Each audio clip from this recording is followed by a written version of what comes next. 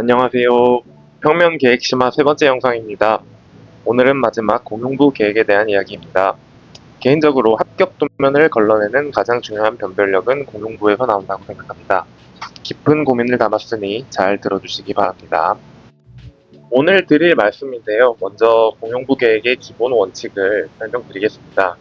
이러한 공용부 계획이 정말 중요한 이유는 평면 계획 실력의 차이가 바로 이 공용부를 얼마나 잘 계획하였는가에 따라 갈리기 때문입니다. 내가 합격 도면이다 라고 강력하게 주장 안 하면 남들과 다른 변별력이 있어야 하는데 바로 잘된 공용부 계획은 그 변별력이 채점자에게 첫눈에 어필하는 가장 강력한 방법입니다.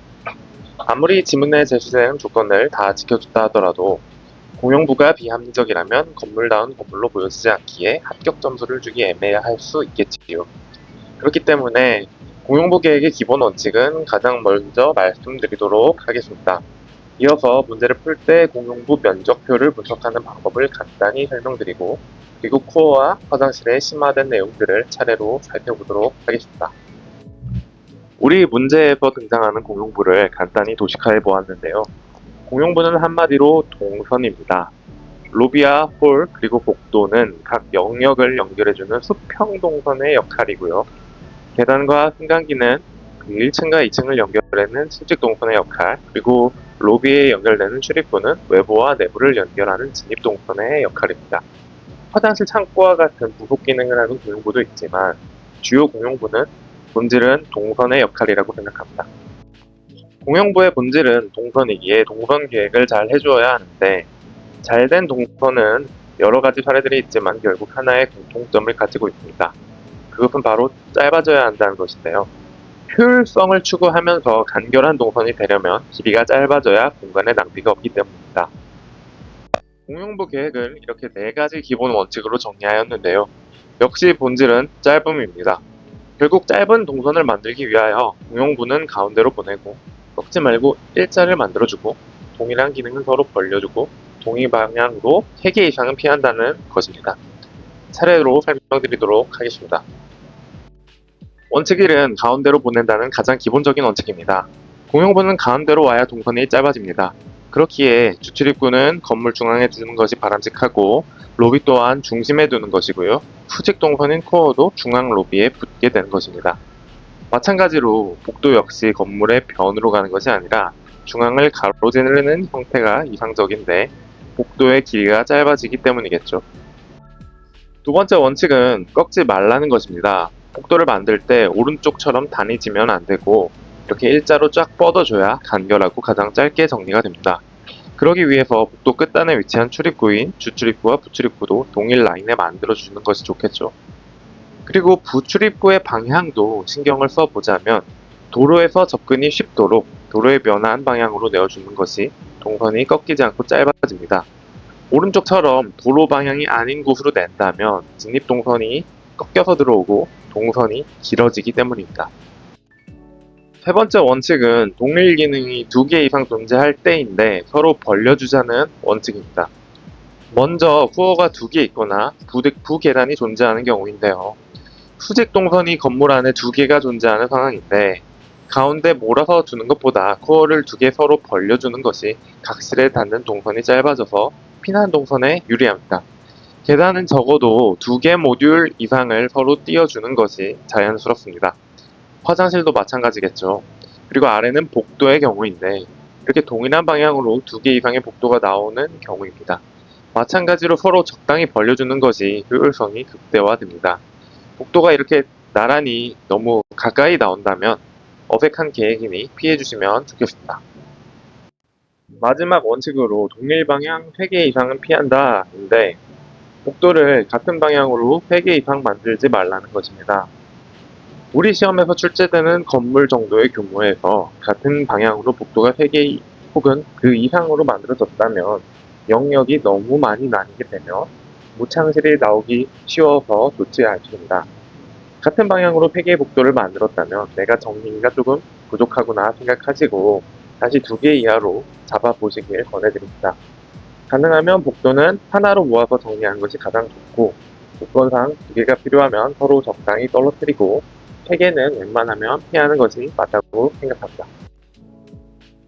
다음은 공용부 면접표 분석 방법인데 오른쪽에 25년 1일차에 제시된 면접표입니다. 예전에 올려드린 프로세스 영상을 보완해서 추가해본 내용입니다. 면접표에 제시된 이 공용부만 따로 뽑아서 정리하는 방법을 설명드리겠습니다. 먼저 이렇게 공용부와 화장실을 정리하기 위하여 공과 화로 체크리스트를 만들어 두는 방법인데요. 공은 우측으로 각각 1, 2층을 나누어 내용을 정리해 두면 좋습니다. 그리고 각 층 공용부의 면적을 옮겨주시고요. 1층에서는 복도와 홀의 유무, 2층에서는 홀과 복도의 유무를 체크합니다. 그리고 계단과 승강기 개수를 확인해서 적어줍니다. 21년도 이해에서는 계단실이 생략되었기도 하였으니 항상 주의해 주시고요. 안내 데스크나 방통실, 창고, 경비실 등의 기타 공용 공간이 주어지는 경우가 간혹 있어서 누락하기 쉬우니 꼭 여기에 표시를 해줍니다. 그리고 아래는 화장실인데 마찬가지로 1, 2층을 나누어 주시고 면적을 옮겨 적어 주시고 각 층의 장애인 유무를 적어주고 변기와 세면대 개수가 주어졌다면 여기 적어줍니다. 최근 추세는 화장실 조건을 매번 디테일하게 다르게 주어주는 편이므로 따로 챙겨주시면 좋겠습니다. 오른쪽 25년 1회를 정리해보면 이렇게 간결하게 정리가 되는데요. 공용부를 보시면 면적 140, 160 이렇게 적어주고 홀과 로비 복도의 유무는 OX로 그리고 계단과 엘리베이터의 숫자는 1로 적었습니다. 그리고 기타 공용은 없어서 생략했습니다.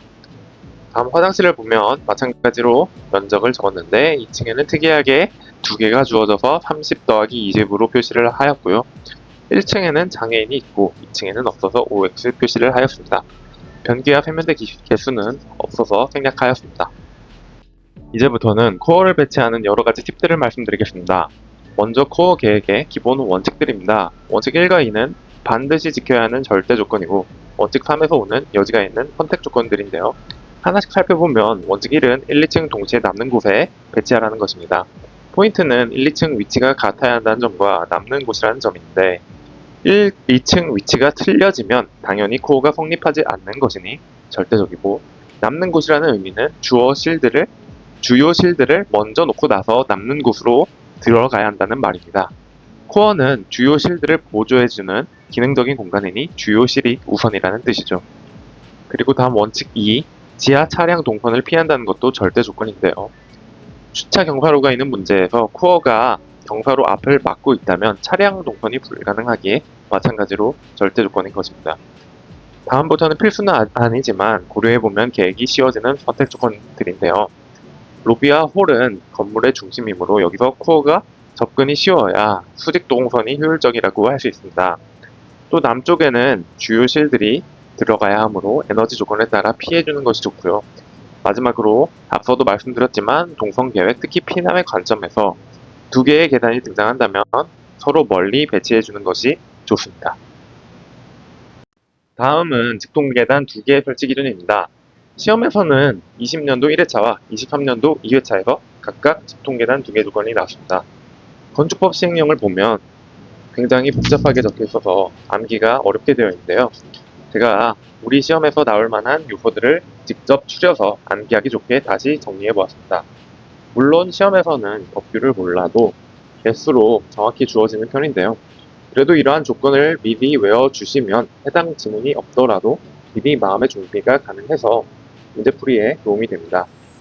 암기 팁을 드리자면 200, 300, 400으로 외우면 좋습니다. 여기서 200은 지하층이 있는 경우고요. 지하층에 기계실, 주차장 이런 게 아닌 식당이나 사무실 같은 거실이 존재할 때 200제곱미터 이상이라면 직통 계단을 2개 설치합니다. 그리고 300은 공으로 암기하면 편하고요. 첫 번째 공은 공연장, 두 번째 공은 공동주택의 앞글자인데 바닥 면적이 300제곱미터 이상이면 직통 계단 2개를 설치합니다. 여기서 공동주택과 유사한 오피스텔도 해당하는데 한 층에 4호 이상일 때 직통 계단 2개를 설치합니다. 마지막으로 400인데요. 3층 이상인 경우입니다. 3층 이상이면 바닥 면적 400 이상일 경우 2개 설치하면 되는데 우리 시험은 보통 400 이상으로 출제가 되기 때문에 3층이 넘어가면 그냥 2개라고 생각하셔도 좋습니다. 참고로 3층 이상으로 출제된 것은 굉장히 옛날이고요. 아마 3층 이상으로 나올 확률은 낮겠지만 돌발 상황에 대비해야겠죠. 다음은 코어 조합 팁입니다. 최근 출제 경향은 공용부 중에서 특히 코어를 넣는 것이 매번 까다롭게 출제되고 있습니다. 그래서 가장 필요한 훈련 중에 하나가 코어를 자유자재로 계획하는 훈련입니다. 애매한 공간이 남았을 때 코어를 자연스럽게 집어넣을 수 있는 훈련을 하는 것인데요. 이게 가능하려면 일단 기본 규격을 정확하게 알고 있어야 합니다. 기본 규격을 잡기 위한 기준이 필요한데, 그래서 먼저 계단과 승강기의 출제 경향을 살펴보겠습니다. 계단의 단수는 1층의 층고 높이와 관련이 있는데요. 제가 7회분을 정리해 보았을 때 최소 4m부터 최대 4.5m까지 출제가 되었습니다. 이 정도 높이에 필요한 단수를 미리 계산을 해 보았는데 4에서 4.2m는 13단, 4.3에서 4.5m는 14단이 필요합니다. 이렇게 해서 계단 기본 규격이 나왔는데요. 계단의 길이를 13단, 14단 구분해서 외워두면 헷갈리므로 3.9m 하나로 외워두려고 합니다. 왜냐하면 계단 한 단의 길이도 정해진 것이 아니기 때문에 280에서 300까지 조절이 가능하니 13단, 14단 상관없이 대략 3.9m로 계획해도 무방하니까요. 그리고 계단실 양쪽 1.2m와 벽체 두께까지 고려해서 기본 규격을 정하였는데 가로는 6.6m, 세로는 3m가 필요합니다. 그리고 다음은 승강기입니다. 출제된 승강기 규격을 일일이 모두 확인해 보았는데요. 승강로 내부 치수는 그냥 2.4m로 고정입니다. 그렇게 해서 벽체 두께를 고려하면 승강기의 기본 규격은 가로는 2.7m, 세로는 건상기 공간까지 감안하면 30cm가 더 필요하니 4m입니다. 이렇게 계단실과 승강기의 기본 규격을 흔들리지 않게 딱 외워두시고요. 이게 1차적으로 되어야 다음 단계에서 코어 조합을 자유자재로 만드시는 게 가능합니다. 다음은 앞서 말씀드린 기본 규격을 어떻게 조합하는지입니다. 먼저 기본 규격의 계단실과 승강기를 이리저리 배치한 모습인데요. 기본은 계단과 승강기를 서로 붙어있게 만들어 주셔야 합니다. 공간이 부족하다고 계단과 승강기를 애매하게 멀리 떨어뜨려서 하시면 절대 안 되고 이렇게 가급적 붙여서 계획하는 게 안전합니다. 활용 가능한 공간 컨디션에 따라서 이렇게 일자로 두시거나 이렇게 수직으로 나란히 주시면 되고, 애매한 공간이 남는 부분을 이렇게 피트 공간으로 정리해 주셔도 괜찮습니다. 그리고 아래는 계단실을 변형시킨 조합인데 기본 조합으로 도저히 계획이 불가능한 상황에서 응용해서 코어를 집어넣는 방법입니다. 계단을 이렇게 90도 돌려진 방향에도 집어넣는 것인데요. 계단 3단을 세로 방향에 넣으면 0.9m가 늘어나게 되고 가로 방향은 0.9m 줄어들게 됩니다. 이 스킬을 자유자재로 구사하시면 다양한 공간에 대응이 가능합니다. 마지막으로 승강기를 중심으로 계단을 이렇게 돌려주시는 방법도 있는데요. 현재 실무에서는 잘 보기 어려운 예전 계획 방식이긴 하지만 도저히 공간이 나오지 않으면 이렇게 하시는 방법도 있습니다. 양옆에 8칸, 중앙에 10칸으로 만들어 주시면 이렇게 방화문도 만들 수 있고 30제곱미터 안에 딱 들어갑니다. 여러 가지 계단, 특수 계단의 종류입니다. 먼저 직통 계단의 개념을 말씀드리면 실내의 다른 부분을 버티지 않고 피난할 수 있는 계단입니다. 그렇기 때문에 직통 계단이 아닌 계단은 전용부에 넣어도 상관없지만 직통 계단은 반드시 공용부에 설치해야 합니다. 그리고 아래 피난 계단과 특별 피난 계단은 아주 예전에 출시되던 개념인데요. 피난 계단은 5층 이상 지하 2층, 특별 피난 계단은 11층 이상 지하 2층 이하에 설치되어야 하는데 여러 가지 설비 조건들이 많지만 우리 평면 시험에서는 피난 계단은 방화 셔터가 아닌 방화문을 설치해 주셔야 하고요. 특별 피난 계단은 전실과 방화문 2개가 필요하다 정도로 기억해 주시면 좋겠습니다. 그리고 우측에는 꽤나 자주 등장하는 지문 조건이 일방향 계단 조건인데요. 이렇게 최근까지도 실내, 외로 다양하게 출제가 되었습니다. 이것도 기본 규격을 외워주면 좋은데 아까 계단실 기본 규격에서 정해두었던 계단 길이 3.9m가 2번 필요하고 여기에 계단참 최소 길이인 1.2m 더해 총 9m로 외워주시면 좋겠습니다. 시작과 끝의 대기 공간은 제외한 순수한 계단의 길이입니다. 일방향 계단은 따로 유효폭이 주어지는 경우도 있었고요. 3m 이상의 폭으로 혹시 나온다면 중앙에 손잡이를 넣어주는 것을 잊지 마시기 바랍니다. 다음은 특수 승강기입니다. 차량용 승강기는 04년도에 한번 나왔는데 최근 분석 문제에서도 나온 적이 있기에 한 번쯤 규격을 보시는 게 좋고요. 가로 세로 6.5m로 나왔었고 전면에도 동일한 크기의 공간이 필요하다라고 생각해 주시면 되겠습니다. 화물용 승강기는 09년도에 미술작품 운반용 리프트로 나왔었고요. 특징은 출입문을 양방향에서 접근 가능하도록 기획되었다는 점입니다. 그리고 11년에 출제된 덤 웨이터인데요. 주방용 승강기로 나왔었는데 규격이 0.9m인 것을 보면 사람이 타는 것이 아닌 물건을 나르는 장비입니다. 이렇게 작게 표현해 주시면 되겠습니다. 다음으로 06년, 07년도에 출제된 비상용 승강기인데요. 승강기에도 특별 피난계단처럼 전시를 만들어줘야 하는 것이 특징입니다. 그리고 에스컬레이터인데 07년도에 나왔었고 규격이 주어지지 않았었기 때문에 다들 혼란스러워했을 거라 추측이 되는데 이 길이는 제가 찾아보니 각도를 어떻게 설정하느냐에 따라서 달라지는데 층고 4m 기준으로 길이를 넉넉히 6m 정도로 잡으면 충분하겠습니다. 그리고 마지막으로 전망용 승강기인데요.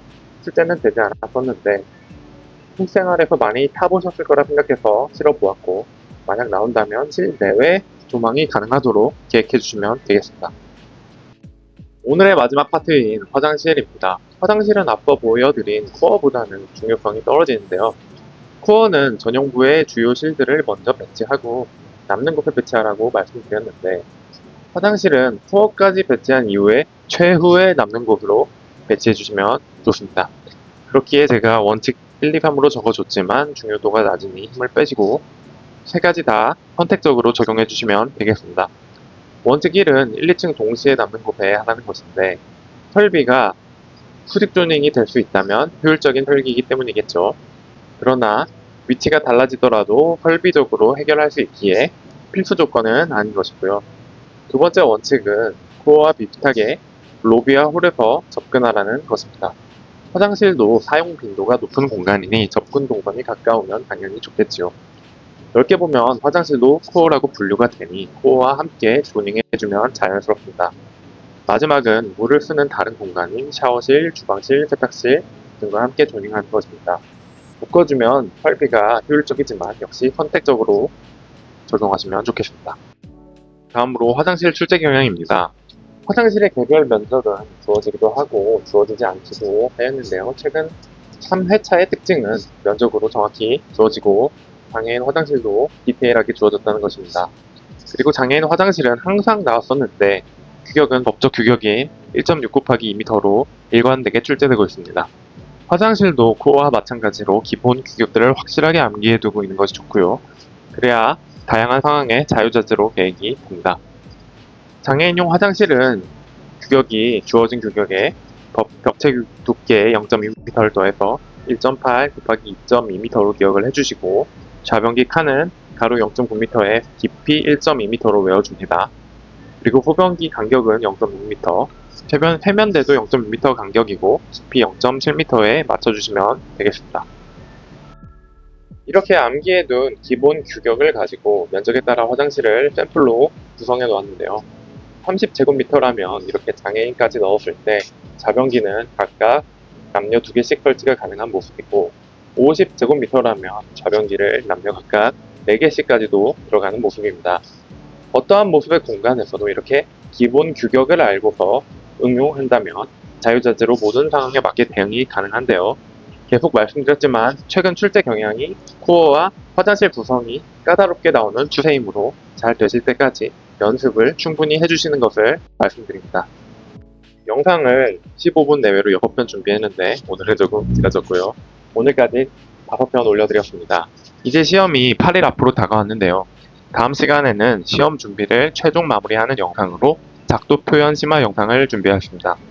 시험 보기 전에 꼭 챙길 만한 조용 내용으로 준비하였으니 구독하고 기다려주시면 감사하겠습니다. 오늘도 고생 많으셨습니다.